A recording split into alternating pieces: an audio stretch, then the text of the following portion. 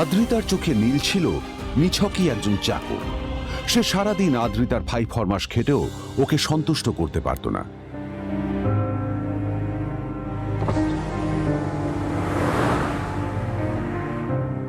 এত কিছুর পরেও কেন একজন ধনী বাবা তার মেয়েকে গরিব ছেলের সাথে বিয়ে দিলেন?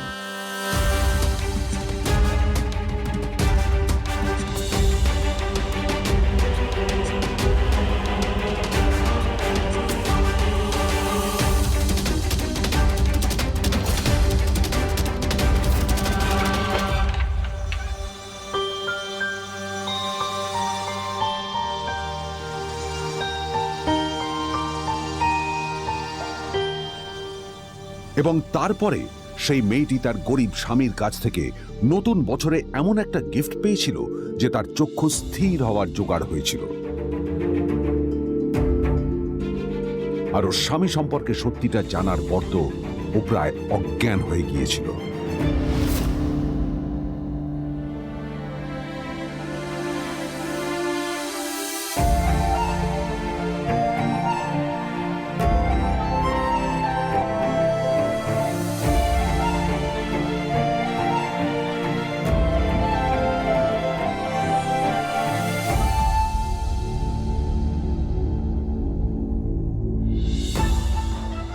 আমার বাবা সবচেয়ে বড় ভুল করেছে তোমার মতো একটা গরিব ছেলের সাথে আমার বিয়ে দিয়ে। আমার সব বন্ধুদের স্বামীরা ওদের কত দামি দামি গিফট দেয়, আর তুমি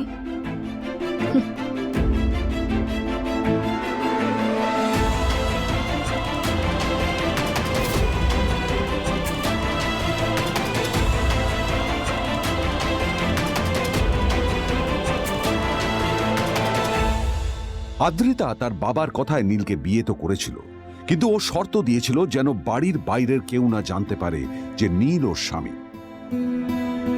নীল ওই বাড়িতে ঘর জামাইয়ের মতো থাকলেও ও যেন ওখানে একজন চাকর ছিল। সবাই ওকে অপমান করত। ওই বাড়িতে না ও ঠিক মতো খাবার পেত, আর না ওর কোনো আলাদা ঘর ছিল। কখনো কার্পেটের উপর ঘুমোতো, তো কখনো আবার পোষা কুকুরের ঘরের পাশে নীলকে ঘুমোতে হতো। হাত খরচ মেটাতে ও এক জায়গায় ওয়েটারের কাজও করত। আদ্রিতা তার বন্ধুদের বলেছিল যে আদ্রিতা বিদেশে বিয়ে করেছে আর তার স্বামী লন্ডনের একজন খুব বড় বিজনেসম্যান। কিন্তু যখন আদ্রিতার বন্ধুরা ওকে ওদের স্বামীদের দেওয়া দামি দামি গিফটগুলো দেখাতো, তখন লজ্জায় ওর ভিতরটা পুড়ে ছাই হয়ে যেত।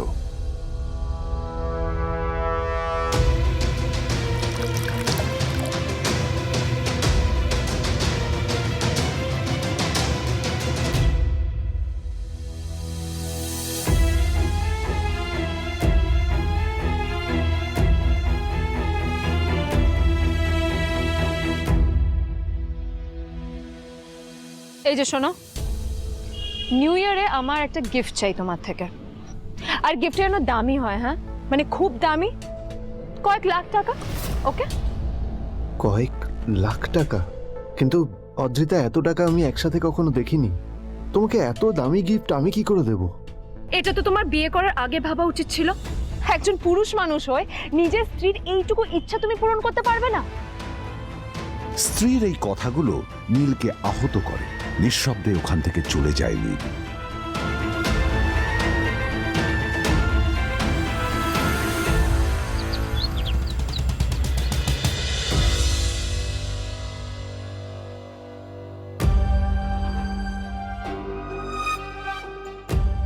দুদিন পর নিউ ইয়ার পার্টির আগে নীল আদ্রিতার কাছে এসে একটা গিফট ব্যাগ দেয়।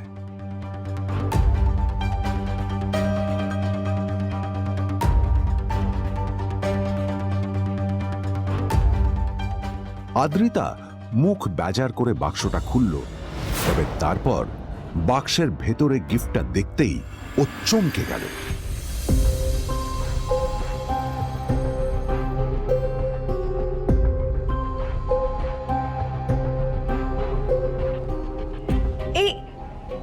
এই ফোনটা মানে এটা তো একটা স্পেশাল এডিশন। এটার দাম তো 3 কোটি টাকা। তুমি এটা পেলে কোথা থেকে? আসলে এটা অরিজিনাল নয়। আমি ওই ফোনটারই একটা কপি এনেছি।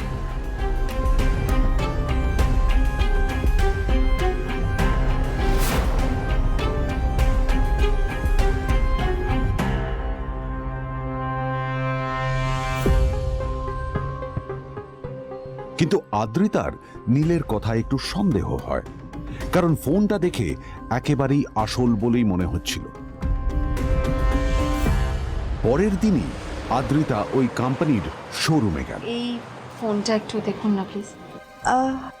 ওয়াও, আচ্ছা ম্যাম, আপনি কি মিস্টার রয় চৌধুরীর বন্ধু? কে মিস্টার রয় চৌধুরী? ও আপনি কি ওই রয় চৌধুরী গ্রুপ অফ ইন্ডাস্ট্রিজের মালিকের কথা বলছেন? হ্যাঁ। না না, আমি ওনাকে চিনি না। আমি কেন, আমার মনে হয় কেউই ওনাকে চেনে না। বড় বড় মানুষেরাই ওনা দেখা পান না। আমিও কোনোদিন ওনাকে দেখিনি, কিন্তু সাডেনলি আপনি এই প্রশ্নটা করলেন কেন? অ্যাকচুয়ালি ম্যাম, আপনার হাতের এই ফোনটা আসলে এটা ফোনের স্পেশাল এডিশন। এই কাটিং, এই ডিজাইন, এই লোগো, এটা জাল করা ইজ নেক্সট টু ইম্পসিবল। আর গোটা ভারতে বিক্রি হওয়া এই ফোনের সেকেন্ড পিস এটা, যেটা মিস্টার রয় চৌধুরী কিনেছিলেন। সেজন্য জিজ্ঞেস করছি ম্যাম, আপনি এই ফোনটা কোথা থেকে পেলেন? তবে কি নীলই মিস্টার রয় চৌধুরী, নাকি নীল এই ফোনটা চুরি করেছে? বেকার নীলের কাছে কোটি টাকার ফোন কোথা থেকে এলো? নীলের সত্যিটা তাহলে কি? আর ও যদি সত্যি বড়লোক হয়ে থাকে, তবে ও নিজের শ্বশুর বাড়িতে খরচামাই হয়েই বা থাকে কেন? আদ্রিতা এসব কথাই মনে মনে ভাবছিল। তবে আদ্রিতার বিশ্বাস ছিল যে কোনো না কোনো মতলব করেই নীল এই ফোনটা আদ্রিতার জন্য নিয়ে এসেছিল। কিছুদিন পর আদ্রিতা সেই ফোনটার কথা ভুলে গেল। নীল সকাল সকাল ঘুরতে বেরিয়েছে বাইরে।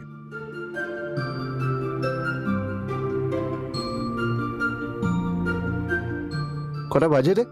আমার খুব লেট হয়ে গেছে, বুঝলি? তোরা খেল, ঠিক আছে? তোরা খেল, আমি আসছি।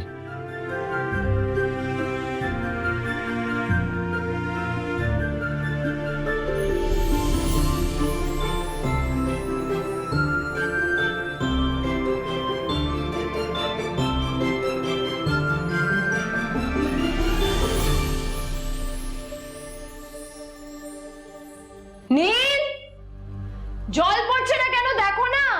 নীল, নীল, নীল কোথায় গেল? নীল,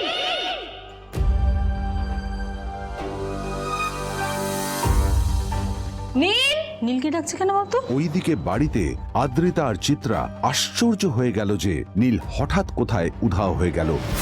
মা তোমাকে কিছু বলে গেছে নীল? হ্যাঁ, কোথায় গেছে ও? না, আমি ওর কোনো খোঁজ খবর রাখি না। আমার একটা কথা মনে হচ্ছে, ওকে না এবার একটু শীতে করতে হবে। একটা কাজে যদি আসতো ছেলেটা, যখনই কোনো কাজের কথা বলি ভ্যানিশ হয়ে যায়। আমি ওকে বলেছিলাম আর&বি গোল্ডেন ডায়মন্ডস থেকে আমার সেটটা নিয়ে আসতে, আনেনি? আনেনি। আজকেও ভালো ওকে আমি অফিসে নিয়ে যাব, ভ্যানিশ হয়ে গেল। কোথায় গেল কে জানে। আমার ভাগ্যেই জুটেছে এরকম একটা ছেলে। এই যে তুমি তুমি কেন বিয়েটা দিয়েছিলে আমাকে? এটা আবার কি বলছিস? আমার কি দোষ? দেখ, ওই অসভ্য ছেলেটার সাথে বিয়ে দিতে চাইনি। যা করেছে তোর বাবা করেছে, এটা আমার কোনো দোষ। তখনই হঠাৎ নীল সেখানে এসে উপস্থিত হলো, কিন্তু ও দুজনকে উপেক্ষা করে ভিতরে চলে যাওয়াই শ্রেয় মনে করল।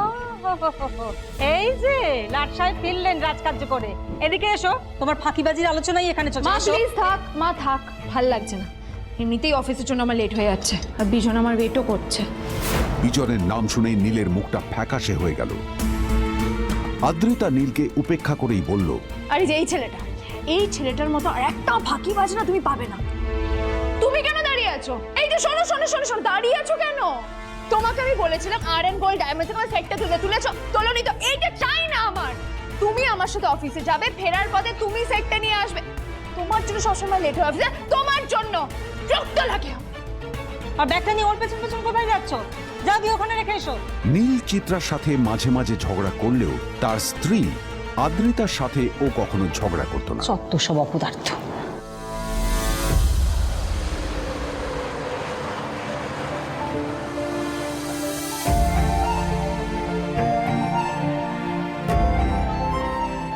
কিছুক্ষণের মধ্যেই তারা আদ্রিতার অফিসে পৌঁছে গেল। আদ্রিতা গাড়ি থেকে নামতে নামতে দেখলো যে তার কাছে অনেকগুলো ফাইল আছে। নীলের দিকে তাকিয়ে ওকেই ফাইলগুলো নিয়ে ভেতরে আসতে বলল। তাহলে হা করে দাঁড়িয়ে আছো কেন? ফাইলগুলো নিয়ে ভেতরে এসো।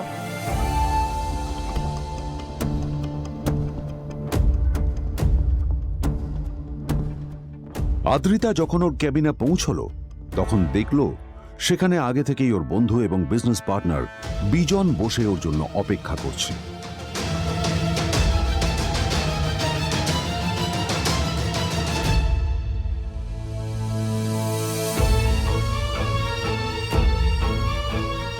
কোথায় ছিল